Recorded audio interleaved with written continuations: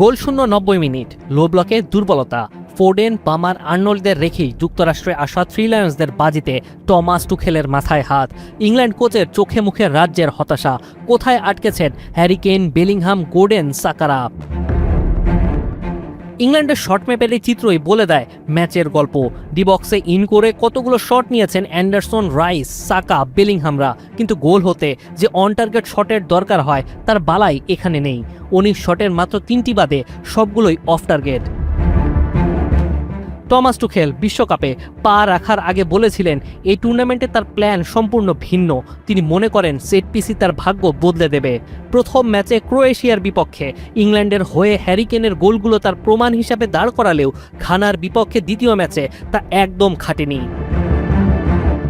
পুরো ম্যাচে ঘানা মাত্র 173টা পাস খেলেছে, আর ইংল্যান্ডের এন্ডে তাদের পাস মোটে 44টা। তার মানে ম্যাচে প্রায় 80% বল পজিশন ধরে রেখে রীতিমতো আধিপত্য চালিয়েছে থ্রি লায়ন্স, কিন্তু কাজের কাজ কিছুই হয়নি। 80% বল দখল, অথচ প্রতিপক্ষের দুর্গে ফাটল ধরানোর মতো অস্ত্র ছিল না একটিও। ভিশন QD মিনি LED টিভিতে আছে MEMC এবং DBX টিভি সহ লেটেস্ট সব টেকনোলজি। Vision television. বড় টুর্নামেন্টে ইংল্যান্ডের যে জুজু ধরেছে তা সারাতে টুখেল, বেলিংহামরাও ব্যর্থ। ইংল্যান্ডের এই দুর্বলতা যেন আবারও গলায় পাথর হয়ে ঝুলে রইল। টানা চতুর্থবার বড় কোনো টুর্নামেন্টের দ্বিতীয় ম্যাচে ইংল্যান্ড যেন আবারও দুঃসহ হয়ে পড়ল।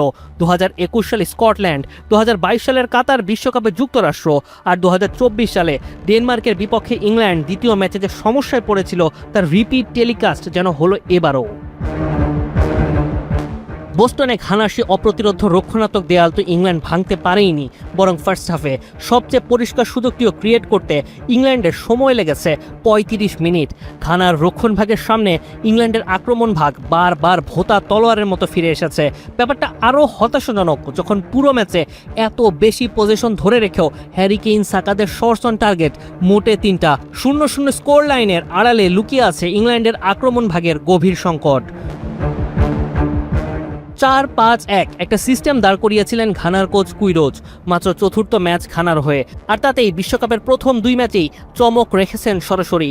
প্রথম ম্যাচে স্টপেজ টাইমে গোল করে ঘানা জিতেছে পানামার বিপক্ষে।